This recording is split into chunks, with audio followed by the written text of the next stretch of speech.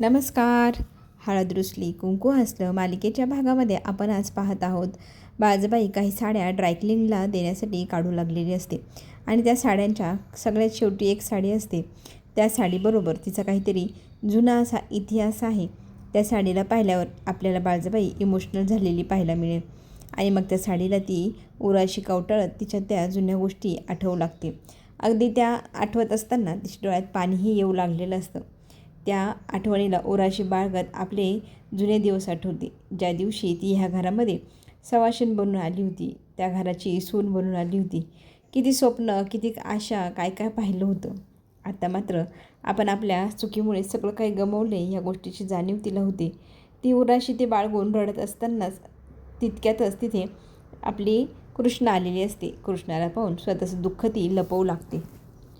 आता आपण इथे हेही पाहू शकतो की कृष्णा बाजबाईच्या हातातली ती साडी पाहू लागते. बाजबाईने ती साडी मुद्दामच खाली ढकलून दिलेली असते. तर आता त्या साडीचा इतिहास मलाही जाणून घ्यायचा आहे असं म्हणत ती आता मनातली गोष्ट विचारू लागते बाजबाईंना. बाजबाईंच्या डोळ्यातनं टपटप अश्रू पडू लागतात.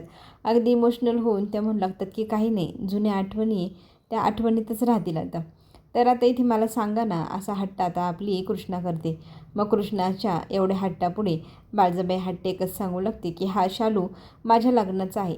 ज्या दिवशी मी लग्न करून ह्या घरात आले होते त्या दिवशी हा शालू नेसून आले होते. ह्या शालूविषयी मला खूप आठवणी आहे. मी माझ्या आयुष्यात काय काय कमवलं होतं, पण मला ह्या प्रॉपर्टीचं आस, ही सत्ता मिळवण्याची आस, ह्या सगळ्या माझ्या ज्या हव्यास होती त्या हव्यासापोटी मी हे सगळं काही गमावून बसले आणि आज मी ही अशी लंकेची पार्वती होऊन राहिली.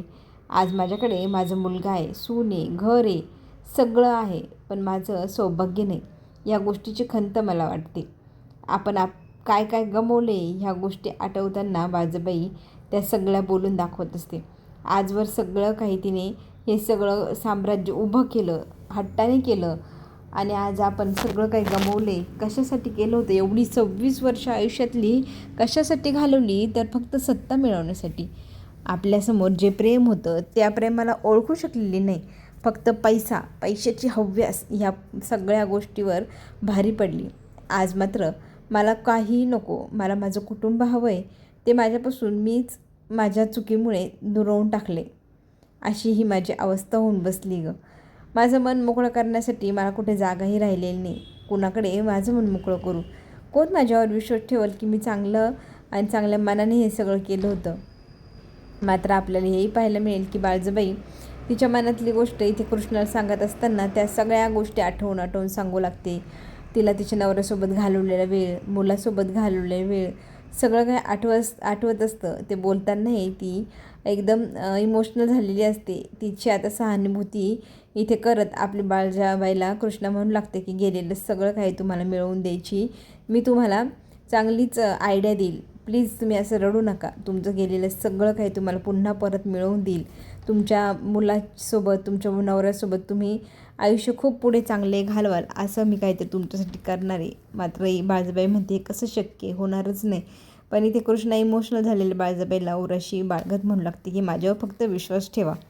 तर आता जेवण झाल्यानंतर त्यांना बडीशोप आणून देते कृष्णा आणि मग तिथे बसून ते गप्पा गोष्टी करत असतात. तर आपल्या दुष्यंतला फॅक्टरीतल्या गोष्टी आठवू लागतात की आपल्याला ना पॉपकॉर्नविषयी काही आणखी काही गोष्टींची आयडिया आली आहे. तर तो धंदा वाढवायचा आहे, तर त्याची मशिनरी वगैरे खर्च वगैरे होणार आहे, तर मी ते करू का ते सगळं, असं तिथे बोलणं चालू असतं. तर आपण पाहू शकतो की इथे आपले आढळराव म्हणतात हो नक्कीच कर, कारण तू इतकी चांगली बिझनेस आयडिया आणतो आहे. तुझ्या बिझनेस आयडियामुळे 4 लोकांना काम मिळेल, धंदा मिळेल आणि ही चांगली गोष्ट आहे ना.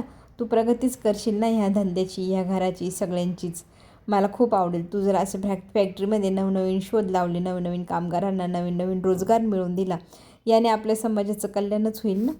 तर आपण इकडे पाहू शकतो की इतकी छान शाब्बासकी दुष्यंतला एवढ्या छान रात्रीच्या वेळेला जेवण झाल्यावर गप्पा मारत बसलेल्या घरातले मेंबर असताना जयकांत बाहेरनं 2 बायांना घेऊन घरात आलेला असतो. तर त्या बाया कोण हा प्रश्न सगळ्यांनाच पडला आहे. तर त्या बायांना पाहून आपली कृष्णा उभी राहते आणि विचारू लागते की कोण तुम्ही? तर त्या बायका म्हणू लागतात की आजकाल सरपंच बाई सगळ्यांना खूप मदत करतात. अगदी 24 तास त्यांनी वाड्यावरती कधीही यायची परवानगी दिली आहे. त्यामुळे समाजातल्या कितीतरी गोष्टींना या गोष्टींमुळे फायदा होणार आहे. सरपंचांशी डायरेक्ट थेट बोलून आपल्या अडचणींचं निरसन होणार, ह्या गोष्टीचा आनंद त्या बायका व्यक्त करत असतात आणि म्हणू लागतात की आम्ही निवोदिता महिलांसाठी जी संघटना आहे तिच्याकडनं आलो आहे. नवीनच आमची ही संघटना आहे आणि बायकांचा आम्ही आदर करतो. त्यांना कामधंदा रोजगार मिळावा म्हणून सक्षम अशा गोष्टीही त्यांना सांगतो. काही गोष्टीत मदत पण करतो. इतकी छान संघटना ऐकल्यानंतर बाळजाबाई खरंच त्यांना म्हणतात की तुमची ही जी काही कामं आहेत ती खरंच ऐकलं तर भारी वाटतं आहे. पण 5 गावात तुमच्या ह्या नावाची कुठली संघटना आजपर्यंत आम्ही ऐकली नाही. तर ती एक बाई सांगते, अहो ही संघटना आम्ही आत्ताच खोलली, नवीनच आहे, त्याच्यामुळे तुम्हाला माहिती नसेल. आणि एक गोष्ट अजून सांगायची आहे की तुम्हाला आम्ही पुरस्कार जाहीर केला आहे कृष्णाला, ती बाई म्हणते. आणि ह्या महिलेचा खरं तर एक सामान्य शेतकऱ्याची मुलगी, तिचा तो प्रवास आणि त्या प्रवासातनं तिने स्वतःला कसं घडवलं, त्या सगळ्या गोष्टीचे साक्षीदार आपण सगळे आहोत. तुमचं जे काही वागणं आहे, जे काय आहे ते जग जाहीर आहे. त्याच्यामुळे आम्हाला तुमचं हे सगळं कौतुक सोहळा करताना खरंच खूप आवडेल.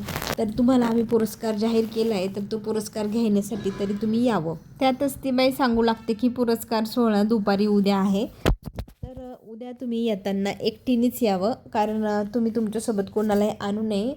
खास करून बाळजाबाईंना, कारण बाळजाबाईंचा इतिहास प्रत्येकाला ठाऊक आहे. त्यांनी आजपर्यंत काय काय केलं आहे आणि कसं कसं केलं आहे. त्याच्यानंतर त्यांच्यासारख्या महिलेला आमच्या ह्या मंचकावरती अजिबात स्थान नाही आहे. आणि त्या कुठल्या नात्याने या घरात राहतात, त्या नात्याचंही आम्हाला माहिती नाही आहे काय चाललं तुमच्या घरात. आणि तिच्या बाबतीत आपण का सोडलेली बाई म्हणूया, किंवा तिने जो इतिहास तिचा पूर्वीचा, ती नाचणारी बाई आहे, तर तिला तुम्ही घरात का ठेवलं आहे हा पण प्रश्न आमच्यापुढे आहे. पण तो तुमचा फॅमिली मॅटर. आमच्या मंचकावरती तुम्ही येताना एकटीनेच यायचं. तुम्ही बाळजाबाईंना किंवा तुमच्या फॅमिली मेंबरला घेऊन येऊ नका. आता ती बाई इतकी फाडकन बोलून गेलेली बाळजाबाईंना, बाळजाबाईंच्या डोळ्यात टचकन पाणी आलेले. बाळजाबाई मात्र आता इथे मान खाली घालून बसतात, त्या काहीच बोलत नाहीत. पण इथे बाहेरच्या बायका येऊन अपमान करताय, ही गोष्ट काही केल्यास सहन होईना. त्याच्यात ती बाई इतकी छान प्रकारे बोलत असते ना की बाळजाबाईंचा इतिहास, त्यांनी केलेले दुष्कर्म, त्यांनी तुम्हाला दिलेला त्रास, त्यांच्या पहिल्या बायकोला दिलेला त्रास, बिचारी तिथे हे जग सोडून पण गेली.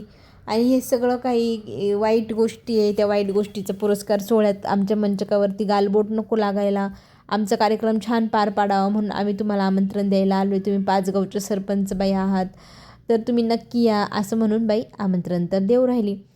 पण ह्या सगळ्या गोष्टी खरं तर सगळ्यांना खूप शॉक लागला आहे. सगळ्यांनी आपली मान खाली घातलेली आहे. आत्ता ह्या बाईचं जे बोलणे आहे ते ऐकून खरं तर आपली बाळजाबाई रडू लागते, तिच्या डोळ्यात पाणी येतं. दुष्यंत मात्र डिम्म एका ठिकाणी गच बसलाय. तर आपले आढळराव मान खाली घालून बसले.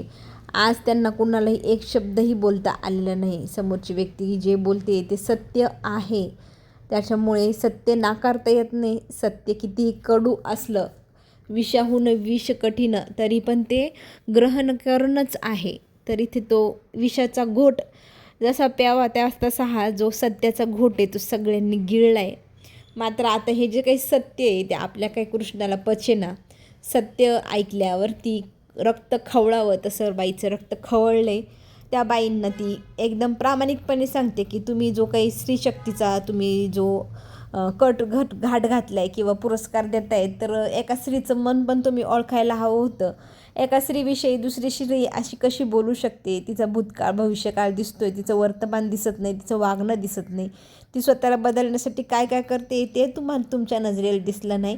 पण माझ्या सासूचा तुम्ही जो काही अपमान केलेला आहे तुम्हाला अजिबात पटलेला नाही किंवा पचलेला पण नाही आहे. आणि तुमच्यासारख्या थर्ड क्लास लोकांच्या पुरस्कार सोहळ्यात येऊन मी माझं स्वतःचं स्थान कमी करून घेण्यात अजिबात इंटरेस्टेड नाही आहे.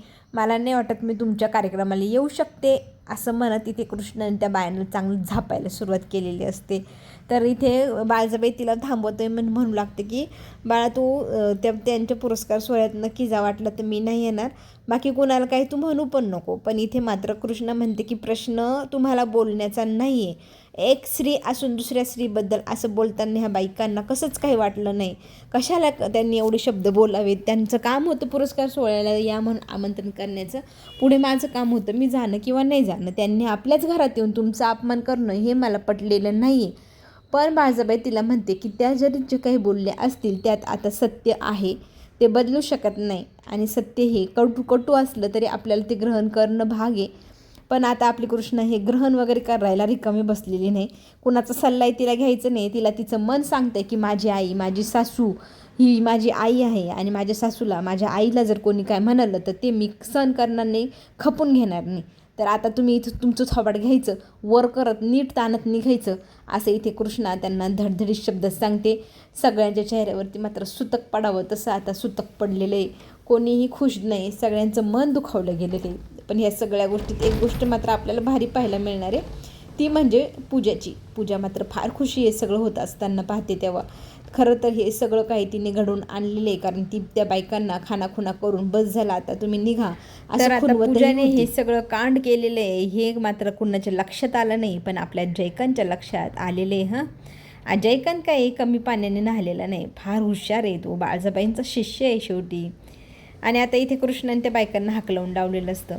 पुढे आपल्याला पाहायला मिळते की इथे ना लगबगीने माहेरी जाऊन ही जी गुड न्यूज आहे ती आईला सांगण्याचा जो उत्साह आहे ना इथे पूजाचा, तो आपल्याला पाहायला मिळतो आहे. घाई गडबडीत आईकडे जाते. आईला ती म्हणू लागते की आई मला तुला गुड न्यूज द्यायची. आणि मग तिची आई म्हणते दे की, काय झाले सांग की.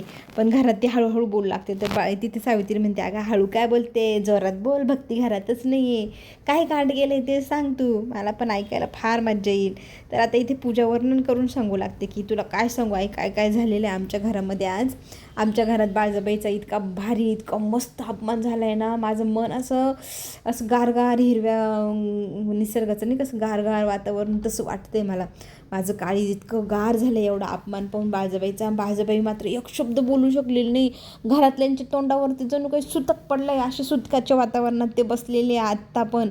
आणि हे सगळं अपमान होताना पाहताना मला काळीज असं मस्त गार तिने जे काही केलेलं आहे ते आपल्या आईला वर्णन करून सांगताना ती इतकं मस्त बोलते ना. तिची आई म्हणते शाब्बास पिल्ला, मस्त काम केलं, तुला आता काय झालं, गार वाटतंय की नाही, समाधान झालं ना तिचा अपमान पाहून. इथे मात्र जयवंत म्हणतो की माझा राहिला ना पाहायचा, मला पण ते याही देही ह्याही दृष्टी पाहायचं होतं. ते सगळं दृश्य मला बाळजाबाईंचा होणारा अपमान, माझ्या आईचं झालेला अपमान, त्या सगळ्या गोष्टींचा बदला झालेला पूर्ण पाहायचा होता. बाळजाबाईचा हा अपमान होताना मी तिथे असतो तर मला पण भारी वाटलं असतं. तर पूजा म्हणते अजून वाट बघा ओ, काय काय तुम्हाला पाहायला भेटणार आहे. आपण आता उठता बसता इतकं तिला टॉलरेट करायचं, इतका त्रास द्यायचा, बाहेरची बाई, दुसरी बाई, बिना लग्नाची बाई, घटस्फोटीत बाई, असं काय काय काय काय तिच्या कानावर आपोआप पडत राहील, ती तिच्या मनाला दुखवत राहील. त्याच गोष्टीचा आपण फायदा घेत आयुष्यभर तिला त्रास द्यायचा आणि एक ना एक दिवस ती घर सोडून नक्की जाईल, असं काहीतरी करायचं. खरं तर माणसाच्या मनावर घाव घातला आहे ह्या पूजाने, कारण आता तिने जो घाव घातला आहे तो वरमी बसला आहे. बिचारी बाळजाबाई इमोशनल झालेली पाहायला मिळणार. आपल्या आईचं खरं तर आज पहिल्यांदाच दुःख दुष्यंतला पाहावेनं झालं. ते आईसोबत बोलण्यासाठी तो जातो आणि तिला म्हणू लागतो की इतकी वर्ष तू जे भोगलं, जे सहन केलं ते मला माझ्यापर्यंत पोचलं. आत्तापर्यंत मी तुझा राग तिटकारा करत होतो, पण मला आता तुझी पण बाजू कळायला लागली आणि तुझ्या वागण्यातला हा जो चांगुलपणा आहे हा पण मला दिसायला लागला आहे. आई मी तुला कधीही एकटं सोडणार नाही, असं म्हणत बाळजाबाईला त्याने स्वीकारलेलं आहे. बाळजाबाईचा आनंद आपल्या मुलाने आपल्याशी मनमोकळेपणाने कितीतरी दिवसांनी बोलणं, ह्या गोष्टीचा आनंद आपल्या बाळजाबाईच्या चेहऱ्यावर दुःख जे होतं ते विसरून आनंद आलेला आहे. कारण तिचा मुलगा आज तिच्याशी मन भरून, पोट भरून, एकदम मनापासून बोलला. या गोष्टीने तिलाही बरं वाटतंय. चला तर मग आता इथे ह्या दोघांच्या ह्या सगळ्या वाईट गोष्टींमुळे खरं तर चांगुलपणा बाहेर पडतोय आणि आपल्या बाळजाबाईंच्या पद्धतीचं मुलगा तिला परत मिळतोय. आणि त्यांना पूजाला माहिती नसेल की ती जी कुरापत करते त्या कुरापतीतनं सुद्धा चांगलं घडू शकतं. एखादा व्यक्ती चांगला वागतो तर चांगलंच घडेल ना त्याच्या बाबतीत. तर ह्या सगळ्या कुरापती करता करता करता काय होईल की आढळराव आता बाळजाबाईशी लग्न पण पुन्हा करू शकतात, त्यांना बायको हे स्थान पण देऊ शकतात. कारण ज्या वेळेला त्या बायका अपमान करत होतात बाळजाबाईचं त्यावेळेला आढळरावांच्या चेहऱ्यावरती पण संताप दिसत होता, पण त्यांनाही त्या क्षणाला काही करता आलं नाही. ते विचारात पडले बरं का, आपल्या बायकोचा आता सगळेजण असं सर्रास येऊन अपमान करून जाणार, या गोष्टीची जाणीव त्यांनाही झालेली आहे. फक्त आता ती कृतीत करणं बाकी आहे. पूजाच्या ह्या कुरापतींमुळे काय होईल की संतापलेले आढळराव निर्णय घेऊन टाकतील आणि हे वाईट कर्म करायला जाणारे लोक आहेत त्यांच्या हातून चांगलं कर्म अचानक कळत नकळतपणे घडणार आणि त्या घडलेल्या चांगल्या गोष्टी आपल्याला पुढे एक ट्विस्ट म्हणून पाहायला मिळणार आहे. खूप छान सिरियल आता ट्रॅक घेते, वळण घेते आणि हे वळण आपल्याला खरं तर हवंसं आहे. कितीतरी दिवसापासून आपल्याला असं वाटतं की बाजाबाई सुधारली, तिच्या नशिबी तिचं सगळं सुख पुन्हा मिळावं. तिचं तो रुबाब पाहिला आपल्याला सगळ्यांनाच आवडणार आहे. एक स्त्री म्हणून मला पण तिचं ते वागणं, तिचं तो रुबाब, तिचं तो पदरसुद्धा न हलणं किती छान वाटतं ना. तिचं ते म्हणजे ते रूप पाहून, वयस्कर एवढी म्हातारी तरी पण तिचं ते खुललेलं रूप, तिचं तो रुबाब, तिचं ते सौंदर्य, तिचं ते काय सुवासिनी म्हणून किती सुंदर असं वागणं आणि त्या वागण्यात रुबाब आणि त्याच्यात तो तरारी तिची आणि तिची ती सच्चाई तिची, अशा या स्वाभिमानी बाईला खरं तर सलाम आपल्याकडनं. आपल्यातही एक अशी स्वाभिमानी आणि सुंदरशी स्त्री लपलेलीच आहे. ती प्रत्येकाकडे असते, फक्त तिचं वागण्यात आता आपल्याला दिसणार आहे. तर आता आपण इकडे चांगलं वागणूक ठेवूया. चांगुलपणाने काय काय जिंकू शकतं माणूस या सिरियलमधनं आपल्याला शिकण्यासारखं आहे. फक्त आपलं कर्म चांगलं ठेवा, कर्म आपल्याला फळ देईलच. भलेही उशीर लागतो, सत्याला कधी उशीरच लागतो. खोट्याला पटकन भेटतं, पण सत्याला वेळ लागतो. पण ते मिळालेलं कधी हातात नाही निसटत नाही बरं का. तर आता आपल्या बाजाबाईच्या नशिबात जेव्हा तिचं सुख परत येईल ना, ते तिला कधीच सोडून जाणार नाही आहे. तर पुढील भागात आपल्याला हेही पाहायला मिळणार, जयवंत मात्र आता आपल्या पूजाला चांगलं धारेवर धरतोय. त्याला जे सत्य कळलं आहे त्या सत्यावरती तो तिला ब्लॅकमेल करणार आणि ब्लॅकमेल करता करता तिच्याकडून हवं ते करून घेणार आहे. आता ही जी जुगलबंदी काय म्हणू शकतो ह्या दोघांमधली, तरी ती आपल्याला पुढे जाऊन पाहायला मिळणार. चला तर मग भन्नाट ट्विस्ट येणार आहे सिरियलमध्ये. सिरियलला नक्की लाईक आणि सबस्क्राईब करा. आत्ता घेऊ छोटी विश्रांती. धन्यवाद.